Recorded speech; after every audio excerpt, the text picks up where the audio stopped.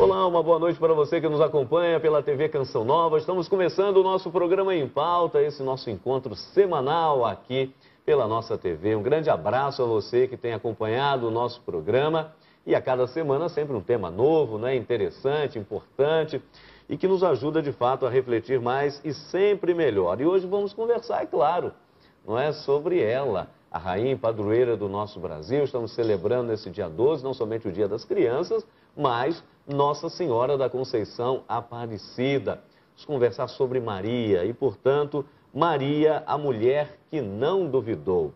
Então, para isso, você acompanha a nossa matéria inicial. Maria dos muitos títulos, Maria da fé, Maria mulher, do Gênesis ao Apocalipse. Uma mulher revestida de sol, a lua debaixo dos seus pés e na cabeça uma coroa de 12 estrelas. Ela deu à luz um filho, um menino, aquele que deve reger todas as nações. Maria, sem dúvida, tem um lugar todo especial no mistério da salvação e no coração dos cristãos, especialmente católicos. Não são raras as manifestações da devoção a Nossa Senhora. No Brasil e em todo o mundo, fiéis recorrem à Santa Mãe de Deus, em especial quando precisam alcançar alguma graça, pedindo sua intercessão junto a Cristo. Numa de suas alocuções, o Papa Bento XVI afirmou: em todos os tempos e lugares, quando os cristãos se dirigem a Maria, deixam-se espontaneamente guiar pela certeza de que Jesus não pode recusar os pedidos que lhe apresenta a sua mãe, e apoiam na confiança inabalável de que Maria é ao mesmo tempo nossa mãe. Mas quais são os principais mistérios vinculados diretamente a Maria? Será que ela também passou por dúvidas e incertezas? Se Maria é uma só, por que é representada com tantos rostos diferentes? Por que muitos cristãos não católicos têm dificuldades em aceitar Maria, ao menos como a mãe do Salvador? Estas e outras questões no Em Pauta desta noite. Muito bem, tá aí para você, né? Deu para dar uma panorâmica bem bacana sobre o tema dessa noite. Aqui nos nossos estúdios em Belo Horizonte, estamos aqui na Avenida Isabel Bueno, número 400, no bairro Jaraguá. É o endereço da TV Canção Nova, aqui na capital mineira. Nosso querido Frei Antônio Moser, doutor em teologia e também diretor-presidente da editora Voz. Boa noite, Frei Moser. Muito boa noite, Padre Hamilton. Hoje sim, nós estamos em casa, porque vamos tratar de Maria. Às vezes os temas são meio difíceis de serem abordados. Hoje, eu diria, há alguns espinhos na coroa de Maria, né? Mas nem tantos. Há mais flores do que espinhos. Tá certo, Frei Moser, isso mesmo, né? Temos a alegria de receber aqui pela primeira vez no nosso programa, também para colaborar conosco, o irmão Natalino de Souza. Ele é mestrando em teologia, é irmão marista e gosta não somente do tema, não é, mas trabalha isso no seu cotidiano. Então, uma alegria tê-lo aqui conosco para partilhar as riquezas, a sabedoria no que concerne esta temática. Irmão Natalino, boa noite, seja bem-vindo ao Em Pauta. Obrigado, boa noite. Eu que agradeço, Padre Hamilton, o convite. Frei Antônio Moser estar aqui com vocês, partilhando de um tema, para mim, eu diria duplamente feliz, porque primeiro, em se tratando da Mãe de Jesus, a padroeira do Brasil, depois por pertencer a uma congregação religiosa de cunho totalmente mariano, né? Como os irmãos maristas, é uma alegria em dose dupla para mim, participar e falar dessa mulher tão importante para nós cristãos hoje. Tá certo, isso mesmo. E esse programa com certeza vai fluir assim de uma forma muito leve, né? Muito terna, como é próprio justamente, né, de momentos quando tratamos da Mãe de Deus e nossa. Mas queremos entender, inclusive, isso, por que Mãe de Deus e também por que nossa, mas já. Tema do programa, você já viu aí, Maria, a mulher que não duvidou. Exatamente porque, Frei Antônio Moser, quando nós nos reportamos lá para a Terra Santa, especialmente ali a uns 7, 8 quilômetros de Jerusalém, onde está a pátria de São João Batista, seus pais, não é, Isabel e, obviamente, Zacarias, a Virgem Santíssima, após receber o anúncio do anjo lá em Nazaré, quer dizer, a 150 quilômetros aproximadamente, vai apressadamente visitar sua prima, que já há 6 meses estava grávida, e naquele encontro das grávidas, uma 6 meses, a outra recentemente, não é? Isabel proclama, em primeiro lugar, que honra para mim receber a mãe do meu Senhor, do meu Salvador. Mas depois, finalmente, vai proclamar, né? Maria, você é feliz. Feliz porque você não duvidou. E por causa disso, onde se cumprir da parte de Deus aquilo que lhe fora prometido. Frei Antônio Moser, aqui vem a primeira questão. Essa fé de Maria, ela se dá justamente quando Nossa Senhora, ela recebe esse anúncio do anjo, né? Dá a luz ao Salvador, ou essa fé é anterior? Como é que a gente entende isso daí? Olha, para entender essa sua pergunta, que é muito difícil ser respondida, eu colocaria dentro da história do seu povo, o povo de Israel, que teve momentos de grande esperança, expectativa do Messias que devia vir, e teve momentos de desânimo. Tanto assim que a missão primordial dos profetas era reanimar a fé desse povo que vacilava de vez em quando. E, pelo que se sabe, nessa época de Maria, houve, eu diria assim, um pequeno resto de Israel que ainda tinha esperança, mas a maioria parece que tinha se bandeado para o helenismo, os gregos que tinham invadido Israel, depois para os espíritos romanos, enfim, era relativamente pequeno o número dos que mantinham uma fé viva, aquela expectativa. Segundo lugar, você imagina uma menina, não é? Uma mulher menina, 17 anos, 18 anos, que seja, né? Muito jovem, e de repente ela recebe uma mensagem de Deus. Você, Mariazinha, você foi escolhida. Ora, claro que ela ficou perturbada. E disse, como é? Eu não estou entendendo. Então, desde o início da sua vida, eu diria, foi uma eterna provocação para Maria continuar acreditando. Apesar dos pesares. Tantos parentes e amigos dela certamente se afastaram daquela fé originária e Maria se manteve. Então eu diria, a fé de Maria, ela é anterior à Anunciação. E vou continuar depois, mais para frente, não nesse bloco, mas mais para frente. A vida de Maria foi uma vida de dúvidas, mas dúvida no sentido mais profundo da palavra.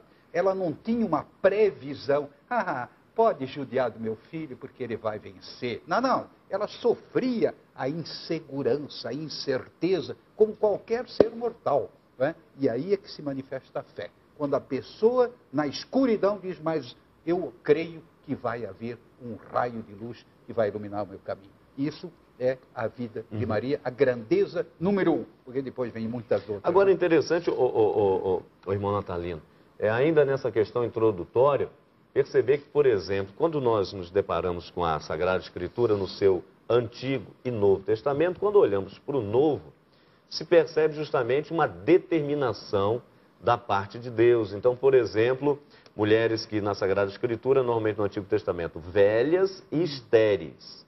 E da parte de Deus, determinação. Então, quando olhamos, por exemplo, para a primeira matriarca, né, a lei de Eva, depois, por exemplo, do ponto de vista da fé, Sara, esposa de Abraão, ambos com mais de 90 anos, segundo a linguagem bíblica, e estéril.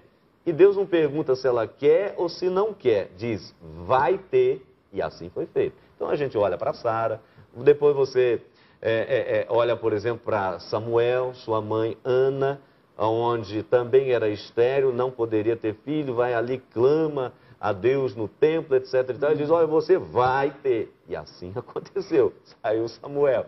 Depois você olha para outras, a mãe de Sansão, e assim por diante, até chegarmos, inclusive, a Isabel. Não é que Zacarias, com idade avançada, Isabel também, daquele que faz a ligação do Antigo para o Novo Testamento, e Deus disse, olha, vai conceber e vai ser assim, e pronto, acabou. Determinou e aconteceu. Com Maria, não. Quer dizer, o anjo chega e não determina, propõe. Qual que é como avaliar, irmão, essa mudança de um Deus que no Antigo determina para um Deus que no Novo propõe? Quer dizer, propõe a salvação, não determina. E Maria recepciona isso. Quer dizer, como avaliar essa mudança da atitude do Deus do Antigo para o Novo? Eu acredito que essa mudança, não só na ação de Deus, mas na própria concepção dessa imagem de Deus da passagem do Antigo para o Novo Testamento, ela reforça inúmeros pontos, entre eles a ação mesma de Deus, né? Com Maria, embora a gente reconheça que seja uma proposta, Maria tenha pensado o que isso poderia significar para a vida dela e, ao mesmo tempo, as dúvidas que, consequentemente, uma jovem de 17, 18 anos teria diante de um projeto tão grande que se apresenta, né, por Deus, eu ousaria dizer que, primeiro, salvaguardar essa ação gratuita e iniciativa gratuita de Deus.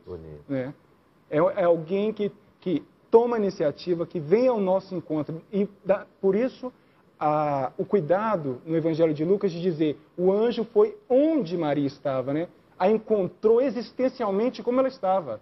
E não preparada, Antônio Moser disse, né? Certamente cheia de dúvidas, cheia de incertezas, participante das dúvidas, das incertezas e também das esperanças do seu povo, ele vai ao encontro. Então, Deus é quem toma a iniciativa. E é um Deus que atua lá onde parece não haver saída. Né? Nós vemos a história das grandes mulheres no Antigo Testamento, a esterilidade, a aparente infertilidade, né? Pois Deus faz. E quantos outros textos bíblicos que nos mostram, independente da ação com mulheres, homens, lugares, essa ação de Deus que fecunda o aparentemente infértil. Né? Eu gostaria de fazer uma observação. O nosso irmão Natalino, que belo nome, Natal, de Natal, né? Por isso que ele fala tão bem, nasceu no dia de Natal, não é possível. A observação que talvez nem todo mundo tenha percebido, mas que é muito pertinente. O Deus do Antigo Testamento, ele é descrito, assim, em muitas passagens, como Deus dos raios, trovões, que manda, não sei mais o quê. Na realidade, não. Você vê, por exemplo, no relato da criação, etc., e disse Deus, tá. Em todo caso, a observação dele. São Lucas é um escritor, um teólogo de mão cheia, como certamente não há outro. Né? Então, ele mostra o Deus amoroso já a partir da Anunciação. Né? Interessante essa delicadeza, no sentido de é um Deus que não impõe, mas é um Deus que te convida. Se queres seguir-me, deixa o que tens, vem e segue-me. Não é? Se queres ser bom, etc. Quer dizer, Jesus também não é um Jesus que impõe, é um Jesus que propõe. Não é? Isso é bem São Lucas. É uma teologia rica que está por trás. Nosso Deus não é um Deus dos imperativos, é um Deus que nos convida, é um Deus que nos vocaciona. E por outro lado, Alfredo Antônio Moser, aqui, irmão Natalino, por favor, sem querer fazer propaganda automobilística, não é mais o Fiat de Maria, né? Quer dizer, esse sim que é dado com tanta generosidade, com plena liberdade, para colaborar, e aí que está a beleza do sim, né? Para colaborar com a obra da salvação. Quer dizer, a salvação é fruto também de uma colaboração humana, de uma liberdade humana, não é isso? Exatamente. Quando Maria, esse fiat, né, de Maria, ele só vem ratificar, confirmar o desejo de Deus, de que este projeto de salvação conta com a nossa participação, conta com a colaboração da humanidade. Ou seja, quer um Deus mais gracioso, mais gratuito do que esse, que além de nos oferecer tanto dom, tantas coisas boas, ainda nos convida a participar dessa história de salvação. E em Maria a gente já vê plasmado este sim, que é um sim da humanidade, né? Aceitar, acolher, mesmo sem entender completamente as consequências de uma aceitação como aquela, para participar do projeto salvífico de Deus. É bonito. Olha, hoje nós estamos celebrando, não é, Nossa Senhora da Conceição Aparecida, esta imagem pequenina de apenas 36 centímetros, encontrada no Rio Paraíba do Sul, não é? No ano 1717, olha aí que beleza. E não é a única experiência mariana no mundo, obviamente. Você já ouviu falar de Nossa Senhora de Fátima, obviamente, Nossa Senhora de Lourdes, Nossa Senhora em Medjugorje, Nossa Senhora de Guadalupe, que inclusive é rainha e padroeira de toda a América Latina. Enfim, são muitos títulos, são muitos rostos de Maria, Frei Moser. Já estamos indo para o intervalo, mas vale aqui a provocação. Afinal das contas, não é?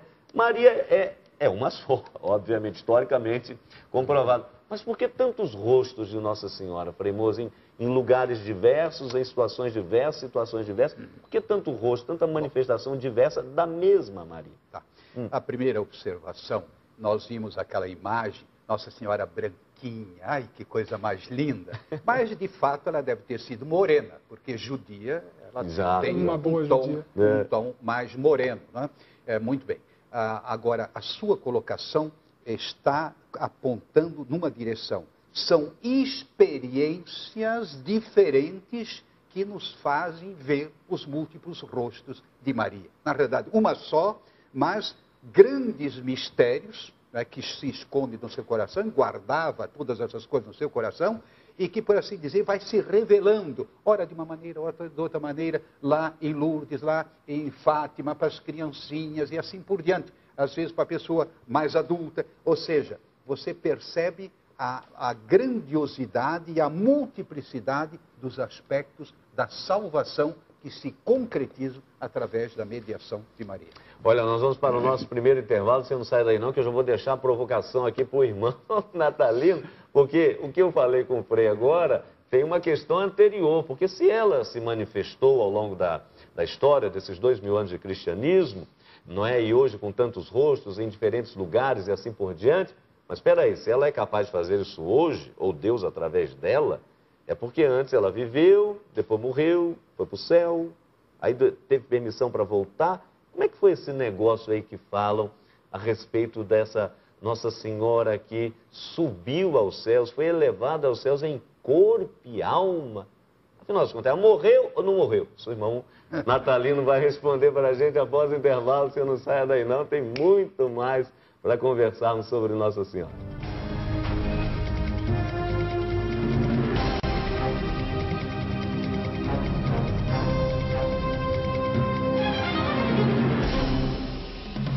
Muito bem, estamos de volta com o programa Em Pauta aqui pela sua TV Canção Nova, conversando hoje sobre esse tema realmente apaixonante, não é? Especialmente, deixa eu ser aqui um pouco bairrista, não é?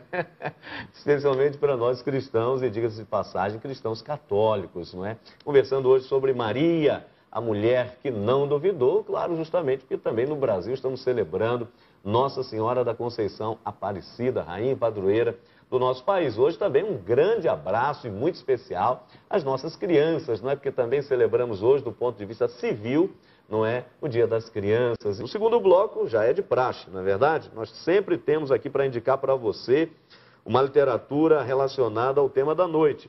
E hoje, claro, tem aqui vários livros e que não são nem a sombra do que se tem escrito por aí a respeito de Maria, né, da Virgem Maria, de Nossa Senhora, portanto. E aqui o primeiro deles, pela editora Voz, já na 7ª edição, da Nilza Botelho Megali, Invocações da Virgem Maria no Brasil. Não é? Aos devotos de Nossa Senhora e aqueles que se interessam pela história e folclore das tradições religiosas do Brasil, vão encontrar aqui nesse livro as mais variadas explicações sobre as invocações da Mãe Celestial. O livro é um resultado, nada mais, nada menos, aí, de 20 anos de pesquisa da Nilza Botelho Megali, aqui pela editora Voz. E também tem mais um dela aqui, para a gente não perder a carona, Devoções a Nossa Senhora, como surgiram as invocações a Maria no século XX. Está aí para você também. Devoções a Nossa Senhora, não é? Como surgiram Isso, opa, tirei o dedo aqui, pronto, melhorou, né? Como surgiram as devoções a Nossa Senhora durante aí o século XX. Também esse livrinho muito importante, que muitos já leram, não é? O Segredo de Maria, de São Luís de Montfort. Está aí para você, O Segredo de Maria, de São Luís de Montfort. Opa, deixa eu tirar a mão aqui, fica mais fácil. O Segredo de Maria. Está aí para você, aqui pela editora Cleofas. E aqui pela editora Ave Maria, do nosso querido amigo Padre Joãozinho, né? Sacerdote do Sagrado Coração de Jesus, Ladainha de Nossa Senhora, o sentido de cada invocação. Daqui a pouquinho nós vamos falar sobre a questão da ladainha de Nossa Senhora. Também tem um sentido assim muito interessante, né? As muitas invocações que nas ladainhas a respeito de Nossa Senhora são invocadas. E claro, aqui o livro do nosso querido irmão Afonso Murad, que já esteve aqui no nosso programa em algumas ocasiões, ele que é irmão de fraternidade do nosso querido irmão Natalino, Maria, toda de Deus e toda humana, compêndio de Mariologia. Está aí para você. Você que é, de repente, um estudante de teologia, você que, ou não, né, um catequista, alguém que quer se aprofundar um pouco mais sobre a temática de Nossa Senhora, está aí para você um belo livro, viu? Estudante, Maria, toda de Deus e todo humano. Um compêndio de Mariologia do irmão Afonso Murad, pela editora Paulinas, e também Santuário. E claro, não está aqui na minha mão, mas eu não posso deixar de recomendar para você o livro do nosso querido e amado Padre Jonas Habib, não é? Esse livro fantástico, se você não leu ainda, não sabe o que está perdendo. Maria, a mulher do Gênesis ao Apocalipse. Interessante isso daí. Daqui a pouco o Premoso vai comentar o que significa isso, uma mulher que do Gênesis ao Apocalipse, até porque Jesus menciona Maria em vários aspectos de mulher. Será que isso tem a ver com a primeira mulher, Eva? Daqui a pouquinho a gente vai saber. Bom, continuando então aqui, minha gente, nós passamos agora aqui a bola para o nosso irmão Natalino, justamente naquela questão anterior, o irmão Natalino. Né? Se hoje celebramos Maria com tantos rostos, então as aparições de Maria, até o irmão Afonso Murad tem um livro muito interessante, Visões e Aparições de Nossa Senhora. Então quer dizer que se ela hoje aparece, primeiro, não está morta. Não é? Porque quem aparece pode ser que não esteja morto, está vivo. E se ela está viva, mas ela não era humana, gente como a gente, morreu ou não morreu? Depois, a tradição cristã diz que ela foi elevada aos céus. Aí temos a Assunção de Maria. Jesus elevou-se por si só, a ascensão de Jesus, mas ela é assunta, elevada aos céus em corpo e alma. E em corpo e alma, reina com seu filho nos céus. Como entender isso aí, ô irmão? Exatamente. Este tema da Assunção de Maria, ele se enquadra naquilo que a gente chamava dos dogmas marianos, né? Proclamações dogmáticas da Igreja, e muitas delas, ou no caso especial, a Assunção, se encontra em um contexto muito complicado da Igreja, a gente poderia dizer, né? Nós temos que, talvez, muito espinhoso, como dizia o Frei Antônio Moser no início. Um contexto de Igreja, talvez com uma mariologia mais maximalista, né? Onde Maria, talvez o lugar de Maria na Igreja ainda estava se plasmando. Por que eu afirmo isso? No Vaticano II, na Constituição Dogmática da Lumen Gentium, o capítulo 8º justamente vai falar da pessoa de Maria, né? Mas já enquadrada neste mistério de Cristo e da Igreja. Eu acho que é fundamental reconhecer que Maria ela precisa ser entendida dentro desta moldura, né? Do mistério de Cristo e da Igreja. E é ali que ela encontra o seu lugar na comunidade cristã. E o tema da Assunção, ele afirma, né, o corpo e alma. Como interpretar esse dogma? Como entender, de fato, o que aconteceu em Maria e o que isso significa, especialmente, para a nossa fé, para os cristãos de hoje? Há muitas maneiras de entendê-lo. Eu diria, e ficaria com aquela que a gente tem como uma explicitação. Existem várias discussões acerca deste dogma. Então, uma delas é o que acontece com Maria na Assunção, na verdade, e isso já se afirma também na própria Constituição Dogmática, né? Não é um privilégio. O que acontece com Maria é, de fato, uma explicitação daquilo que acontece com toda a humanidade. E essa associação de Maria com a humanidade inserida no contexto eclesial é fundamental para entendermos o papel de Maria na Igreja primitiva e na Igreja atual, né? Como entendê-la, como o próprio Bento XVI, em um livro que ele lançou intitulado Maria, a Primeira Igreja, acho que a primeira versão do livro ela foi lançada na Alemanha na década de 80, ele afirmava, digamos que a grande tese do livro era afirmar que no Novo Testamento e nas prefigurações, no texto do Antigo Testamento que falavam acerca de Maria, eles, especialmente no Novo, afirmavam tudo sobre a Igreja. O que era afirmado sobre a pessoa de Maria, na verdade, era em contexto eclesial. Então, se nós entendemos dessa maneira e acolhemos essa perspectiva, a gente entende que Maria, como essa nova humanidade, essa humanidade restaurada, né, em Cristo, ela recebe, ou ela não antecipa, mas ela explicita o que está destinado a cada um de nós, que confiamos, que nos entregamos e participamos desse projeto salvífico de Deus. Por isso que em Maria tudo está relacionado, né, impulsionado a Cristo, né? Frei Antônio Moser, mas aqui tem uma questão. espinhosa até. E a gente fica se perguntar, especialmente você que está nos acompanhando, está aí no cotidiano, né, na labuta do dia a dia, na convivência do dia a dia, e aí nós nos defrontamos, não é mais cedo ou mais tarde, com a situação no contexto cristão geral, então a relação católicos e protestantes como um todo, especialmente talvez as igrejas pentecostais ou neopentecostais, nesse tocante a Nossa Senhora, a pessoa de Maria, onde se percebe aí, por parte de algumas denominações, onde não apreciam muito a figura de Nossa Senhora, ou quase que até rejeitam, né, o Frei Antônio Moser. E aí a gente fica se perguntando justamente quais seriam os fatores que movimentam, não é, o que movimentaram essa rejeição, não e não aceitar Maria, muitas vezes nem mesmo como a mãe do Salvador. Pergunta difícil, mas que tem que ser conectada com o que o irmão Natalino colocou muito bem, só que eu iria, vamos dizer assim, dar uma espécie de acabamento na problemática. Morreu, não morreu, é humana, não humana, etc. Muito bem. Foi uma grande discussão na qual os franciscanos participaram muito. Uns diziam, morreu, porque afinal de contas, não é? Até Jesus morreu, por que ela não morreu? Outros diziam, não, porque ela não teve pecado original, então ela não morreu. E aí, sabe como é que Pio XII, ao proclamar o dogma da Assunção, 1950, sabe como é que ele se expressou? De uma maneira inteligente. Terminado o transcurso terrestre, Maria foi para a glória. Quer dizer, não disse nem que morreu, nem que não morreu. Né? Muito bem. Então, isso é uma colocação que eu acho importante.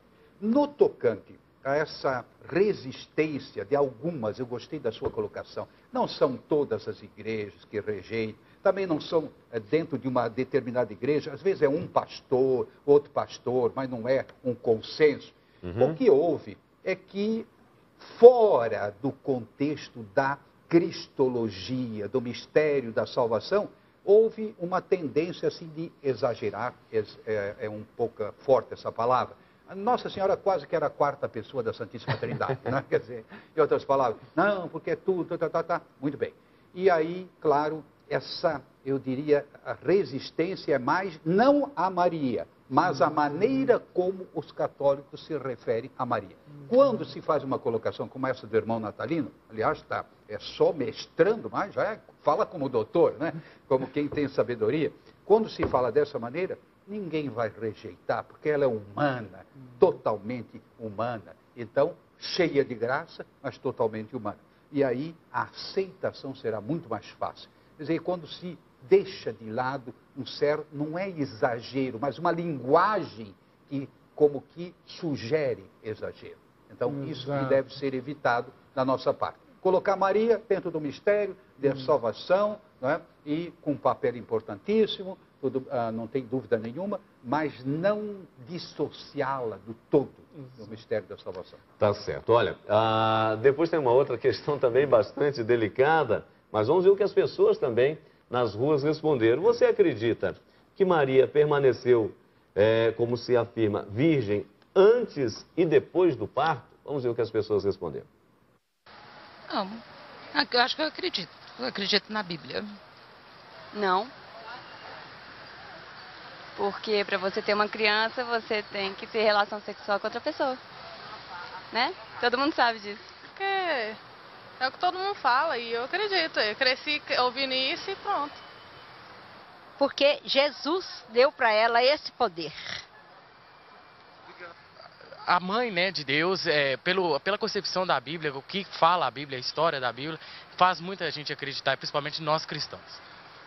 Sim, ela permaneceu virgem. Ela é virgem. Ela ainda é virgem. Tá aí. E aí, Frei Moser, irmão Natalino? Eu vou deixar essa bola para o irmão Natalino, sabe? Opa. O importante, é um tema sempre muito difícil, né? As pessoas realmente têm dúvidas. Nós vimos agora nas imagens que elas dizendo, eu cresci ouvindo isso e quase de uma maneira sociologicamente eu creio, porque me disseram e não se perguntam. Mas algumas outras palavras interessantes de outras pessoas disseram, olha, se reportaram à Bíblia, né? Eu acho que outro ganho assim fantástico para nós na Mariologia, após o Concílio Vaticano II, foi justamente inserir Maria nessa história de salvação e resgatar a Maria bíblica, né? Maria, aquela mulher que se propõe, que se entrega a um projeto que Deus a convida a participar. E quando nós falamos isso, imaginar a virgindade, de maneira nenhuma nós podemos ir para a questão biologicista. Olha, eu acho que seria um desvio, acho que seria uma... As questões aqui são teológicas, né? Nós falamos da experiência de Maria com Deus e dessa experiência de entrega constante. O próprio evangelista Lucas, quando ele diz, Maria é aquela mulher que guardava as coisas no coração, e eu repete isso no mesmo final do capítulo 2, parece que ele quer acenar, apontar para uma constante na vida de Maria. Aquela mulher que acolhia o projeto e que ia construindo isso pouco a pouco com a memória que ela fazia como povo da ação de Deus na vida dela. Então, de maneira nenhuma, vamos atrelar esse tema à questão biologicista, até porque nós não estamos aqui trabalhando com provas de virgindade. Né? Nós estamos falando com dado de fé. O nosso dado de fé, talvez, e o mais importante é acenar para aquilo. Nós não podemos nos dar nosso Salvador. Talvez o grande chave de interpretação para esse momento é Deus nos dá o nosso Salvador. Ele é dom, ele é gratuidade, ele é entrega de Deus para nós. Então, não é fruto de uma decisão, de uma ação humana. Ou seja, nós não podemos nos dar aquele que nos salva. Aquelas suas observações, Deus interfere diretamente, tantas vezes na história, das pessoas estéreis. Não é? Então, Sara, depois Ana, não é? E depois a nossa Isabel. Não é? Você ligando, é para caracterizar isso. É a atuação de Deus. E como é que o ser humano vai gerar o Deus? Não é? O ser humano não vai gerar Deus, é dom de Deus. Então, é nesse contexto que se entende a colocação do irmão e que eu acho muito feliz como ele se saiu. Não se trata de discutir biologia, se trata de discutir teologia. Deus deu a ela esse dom de ser preservada, não é? Do pecado, preservada vamos dizer assim, da transmissão da vida. Então, por isso, justamente, leva-se a concluir, a partir dos dogmas marianos. Então, aí nós temos concebida sem pecado original, virgindade perpétua, assunção e, posteriormente, como chama a sua... que ainda está para se colocar Maria como rainha e padroeira do céu. Me fugiu agora aqui. Mas, enfim, os dogmas marianos se situam ou se baseiam exatamente nesta situação, ou seja, Deus concedeu a esta pessoa um privilégio divino, uma graça singular. Eu gostei da colocação do irmão. Deus concedeu à humanidade e ela foi instrumento de Deus. Um ícone desta humanidade nova que Deus Gostei concedeu. muito Perfeito. da colocação. Então, muito bem. Nós vamos para o nosso intervalo. Você não sai daí não, ainda tem muita coisa para a gente conversar. Sobretudo, ainda essas questões aí do dia a dia, um pouco espinhosas, não é? Então, tem muita coisa ainda sobre Nossa Senhora para conversarmos aqui no nosso programa. Rápido intervalo, já estaremos de volta.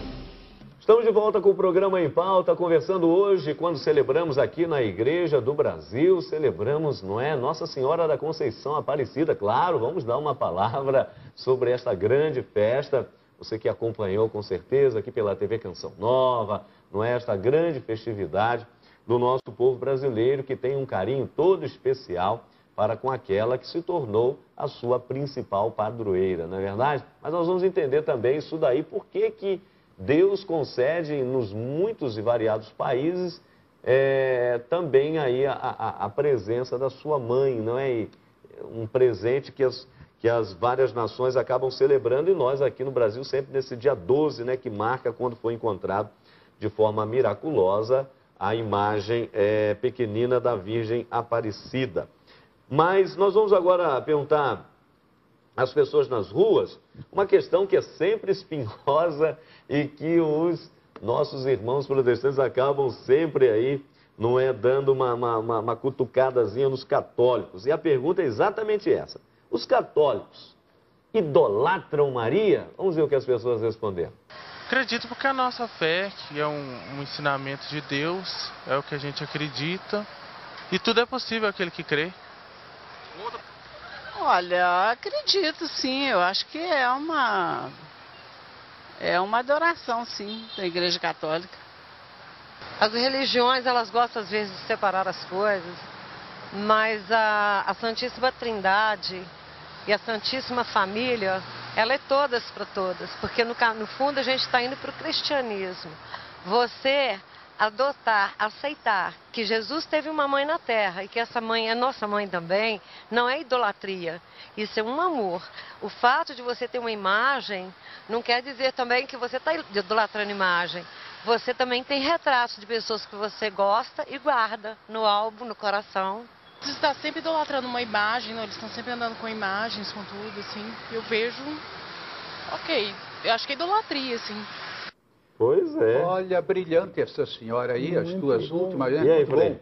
Eu gostei muito. Por exemplo, uma namorada apaixonada, eu te adoro. Não é adorar no sentido forte da palavra. É uma expressão para dizer, eu quero tanto bem, eu estou tão encantado. Então, isso que nós católicos estamos encantados, não com Maria, mas com Deus que nos concedeu essa mãe, que foi a mãe do seu próprio filho, Jesus. Não é?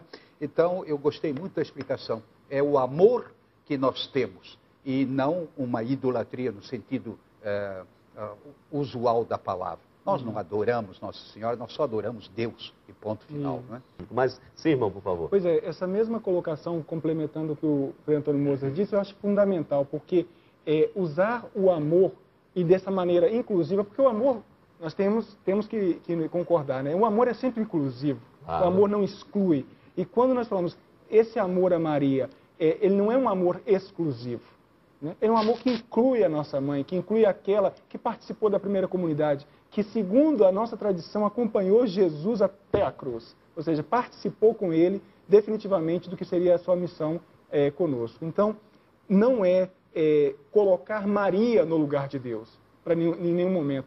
Eu acredito que as pessoas, o senso, aquilo que a igreja diz, né, o senso fidelium, aquilo que movimenta o coração das pessoas, atenta muito mais para o fato de entender que Maria é aquela que nos conduz a Jesus, que nos ensina melhor a segui-lo, a se aproximar dele, a entender os movimentos do coração dele, do que aquela que o substitui. Ainda uma questãozinha espinhosa, Frei Moser, irmão, por favor, nós vamos pegar outra coisa, mas muitos dizem, e aí, Maria teve outros filhos? Teve ou não teve? Porque na Bíblia, e aí levar a Bíblia ao pé da letra, né? É um perigo. Não é? Porque dizem, por exemplo, em algumas passagens, não é? Olha, Jesus está ali conversando com os seus apóstolos, instruindo os discípulos, e aí alguém chega e diz, ô Senhor, a sua mãe e os seus irmãos estão lá fora e querem falar contigo. Aí Jesus dá a resposta, nós já conhecemos, mas isso acaba se repetindo. Agora, a resposta de Jesus, a gente nunca repete que chega, não é? Quem é minha mãe, quem são os meus irmãos, todo aquele que ama, etc. Tá. A mesma coisa, eu diria, em relação a Maria, não é? Quem é que é o filho de Maria? Sim, o filho Jesus. Mas nós também somos filhos por adoção, não é? Filhos de Deus, portanto, filhos de Maria, nesse sentido, da mãe de Jesus. Agora, voltando para a questão... Então, nesse sentido, Maria teve outros filhos e continua a tê-los, né, Frei? Continua tendo. Espiritualmente. Agora, continuando essa reflexão quanto aos irmãos de Jesus, veja bem, hoje nós distinguimos filho de adoção, filho carnal, filho, eu diria assim, mais de amor, no sentido de acolhida, e assim vai. Eu acho muito importante essa questão ficar claro. Na época se falava irmão, os que tinham o mesmo sangue, ou seja, os primos, primo e irmão, nós chamaríamos hoje. Isso já foi muito discutido e eu acho que não há o que duvidar. Depois tem um outro detalhe, se ela teve outros filhos, também são filhos de Deus no sentido forte da palavra, como Jesus é o Filho de Deus, aí é que está, evidentemente, não é, uma pergunta que sempre devemos ter presente. Mas, resumindo, Maria realmente é nossa mãe, no sentido amplo da palavra e, nesse sentido, mãe de muitos filhos. Tá certo, e não no sentido biológico. Exato. De novo, eu volto para a questão teológica, né? E entendermos Maria, não podemos em nenhum momento, isso o Vaticano II, nesse capítulo 8º da Lumen Gentium, fez de maneira, assim, categórica é inseri-la na sua cultura, na sua história, né? Na história do povo, na história da salvação. E em se tratando de uma judia, de uma mulher que vivia essa cultura específica, como o Frei Antônio Moser já ressaltou, nós temos que entender quais são as relações familiares que eram tecidas neste tempo, né? E como eram as nomenclaturas usadas. Nós não podemos simplesmente buscar de forma nominalista, é porque era irmão, não era irmão, foi de fato filho de Maria com José, não foi. Eu acho que a questão teológica, de novo, ela se sobressai, dizendo que Maria assume os seus filhos. E seus filhos pertencem a toda essa igreja que nasce ao redor de Jesus e cresce com ele. Né? Aí era exatamente o próximo dogma que eu esqueci aquela hora, Mater Ecclesia, ou seja, mãe de Deus e mãe da igreja, não é?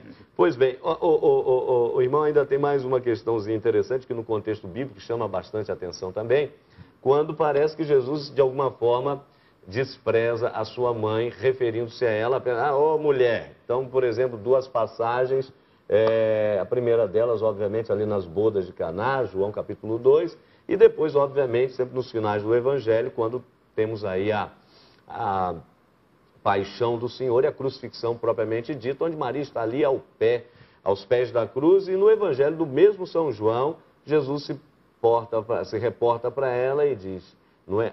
Nas bodas de Caná, mulher, o que eu tenho a ver com isso? A minha hora ainda não chegou. E no alto da cruz, Jesus diz, mulher, eis aí o teu filho. E aí depois, filho, eis aí a tua mãe. Ele está querendo dizer o que aí com esse termo mulher? Está se reportando lá a primeira mulher do Gênesis e a Maria como a nova mulher? O que Jesus quis dizer aí? Nessa questão de Jesus, enquanto nomeando Maria como mulher, é algo que eu preferi não dizer, que há um consenso sobre isso. Ele se reporta, é uma teologia que se reporta a Eva, a primeira mulher, a segunda Eva. Eu preferia dizer que, em se tratando de um contexto inserido da vida de Jesus e de Maria, essa afirmação em diferentes partes, de novo a atenção para a Bíblia, quando se repetem as coisas em contexto bíblico, o escritor, a comunidade, ela quer chamar atenção para alguma coisa que seria importante para a comunidade naquele momento. Então, eu acredito que Jesus resgata aí essa presença materna de mulher, né, que o acompanhou em todos os momentos. Uhum. E devemos lembrar que Maria está ali com Jesus no momento da inauguração da vida pública dele, né, nas bodas de Caná, e depois lá ao pé da cruz. Então, é como essa grande inclusão, onde a mulher, Maria, ela assume a igreja também. E como mulher da igreja, da primeira comunidade cristã, ela dá conta de congregar os irmãos de Jesus, essa nova comunidade em torno dela. Olha, o tema de Nossa Senhora é absolutamente inesgotável. Você tem muita coisa para falar, para partilhar, para aprofundar. Está aí plenamente efervescente na vida da igreja. Uma coisa muito interessante, Frei Moser, são as devoções relacionadas a Nossa Senhora, como você tem, por exemplo, a experiência do terço, né? Como chamam os nossos irmãos portugueses, né? Ora, pois, um abraço aos amigos que nos acompanham de Portugal. Lá o programa Em Pauta é bastante assistido. Então, nosso carinho, nosso respeito a você que mora em Portugal, especialmente aí em Fátima, não é verdade? Onde se denomina rosário. Para nós aqui o terço, né? E aí temos os três terços, gozoso, doloroso e glorioso. O Papa João Paulo II, um grande devoto de Nossa Senhora, inaugurou um outro quarto, né? E que falam dos mistérios da vida de Jesus e também de Nossa Senhora. Para além disso, as ladainhas de Nossa Senhora. Eu perguntaria, então, essas devoções que foram surgindo ao longo dos tempos, é uma maneira de simplificar o mistério, ou de fazê-lo chegar às pessoas mais simples, ou também se pode intelectualizar sobre eles, raciocinar sobre eles, mas mais do que intelectualizar, eles eram uma forma de catequese para as pessoas mais simples? Sem dúvida nenhuma. Olha, uma das lembranças que eu guardo, melhor duas. Uma que para chegar, quando era coroinha, para chegar até a igreja, eu tinha que passar pelo cemitério, subia correndo no inverno, até chegar à Gruta de Nossa Senhora, porque lá tinha a única luz elétrica, né? Estava lá, então dizia, estou salvo. Né? Tá. Mas depois, as procissões que a gente, como seminarista, fazia para a Gruta de Nossa Senhora, que ficava no meio, assim, de uma espécie de bosque lindo, sabe? O caminho, sempre bem cuidado. aquele canto da ladainha, há mais vozes, que coisa linda. É uma maneira de falar com o coração, sabe? Expressar, muito mais do que com palavras, expressar a doçura, a candura e a riqueza dessa figura de Deus, não é? E que se manifesta em Maria. Então, eu pessoalmente sempre achei muito bela, sobretudo as ladainhas. Claro, o terço também. Inclusive, nós franciscanos, quando nós dávamos de hábito, a gente dava com baita de um rosário, né? Hoje a gente não leva mais esse rosário do lado, mas leva no coração. Traduzindo, são os grandes mistérios e uma maneira, você falou bem, de chegar junto até o povo mais simples, para entender os mistérios de Deus revelados na figura de Maria. Agora, nós estamos aqui caminhando para o final do nosso programa e eu queria justamente terminar o nosso programa falando daquela que estamos celebrando hoje, porque é muito interessante sabermos, debatermos, não é? E aqui o nosso tempo já é bastante pequeno para o final do programa, mas percebemos a delicadeza das aparições de Nossa Senhora, não é? Das imagens, enfim, das manifestações da Mãe de Deus e nossa. Quando nós olhamos aqui, o irmão Natalino, por exemplo, para Nossa Senhora Aparecida, é incrível, né? Porque uma imagem pequenina de apenas 36 centímetros, que aparece, que é resgatada das águas do Rio Paraíba por aqueles 3 humildes pescadores, após pegarem o corpo, depois a cabeça, a pesca chamada milagrosa acontece e começa a devoção. Essas aparições de Nossa Senhora, elas no fundo querem justamente promover isto. E nesse tocante a nossa, né, Nossa Senhora da Conceição Aparecida, exato, tão amada, tão venerada aí por todo o Brasil. Eu acredito piamente que sim. A conexão, essa expressão, né, as expressões que essas aparições, no caso de Nossa Senhora Aparecida, um pouco diferente, uma imagem resgatada, exato, ela é uma experiência que é vivida em diferentes partes do Brasil, com o mesmo amor, com a mesma devoção. Ou seja, a Maria, que é capaz de chegar aquela que vive nas suas condições mais limites, aquela que consegue falar o coração das pessoas mais angustiadas, que responde aquelas angústias que cada um de nós vive, né, em momentos difíceis da nossa vida. A gente lembra da pesca, né, da abundância, da presença de Maria nesse contexto. Evidentemente, isso sempre, para nós, é motivo de reconhecer o que Deus, de novo, faz por toda a humanidade, e isso manifestado através da figura de Maria. Né? Pois é. Sim, sim. E no nosso país, e como outros países, né, a beleza de entender, o Frei Antônio Moser colocou isso de maneira linda, que é como Maria ela se encarna na cultura, né? Como a cultura é capaz de dizer Maria com todos os seus elementos, com toda a sua riqueza. Porque Maria, como aquela que soube viver profundamente a palavra de Deus, e essa palavra que também entra na cultura e se diz na cultura, ela é capaz de se dizer nas diferentes culturas do nosso planeta. Né? Agora, encerramos, Frei Moser, e aí uma fala breve, por favor, porque o nosso tempo já está praticamente esgotado, mas é impressionante como, não resta dúvidas, talvez o cristianismo e o catolicismo, de maneira particular, não seria o que é ou não teriam, usando essa expressão, os adeptos que têm, se não fosse essa presença de Maria, não é verdade? Sem dúvida nenhuma. Olha, enquanto você estava falando de uma maneira magistral sobre Nossa Senhora Aparecida, que não apareceu, ela não apareceu, quer dizer, foi uma imagem resgatada. Sim. Agora, de qualquer forma, como você falou, me vinha a ideia. Olha, por exemplo, em Belém do Pará, Nossa Senhora... Círio de Nazaré. 2 milhões de pessoas, são milhões e milhões de pessoas. Eu não tenho dúvida nenhuma, sem Maria, o cristianismo não teria essa vitalidade e essa, eu diria, riqueza de aspectos em que se revela a comunhão de Deus com a humanidade. Tá certo, irmão. Natalino, muito obrigado. Frei Moser, você que esteve conosco, hoje celebrando, não é, o dia de Nossa Senhora da Conceição Aparecida, Rainha e Padroeira do nosso Brasil, nosso carinho, a nossa saudação, especialmente a você, não é, fiel, cristão, católico, que admira, reza e contempla as belezas, as maravilhas de Deus na vida dela, mas que a partir dela também nós, porque no fundo a frase dela permanece a mesma, não é? Fazei tudo o que Ele, Jesus, Salvador, disser. Então a você um grande abraço, Um ótimo final de semana e até a próxima sexta, se Deus quiser.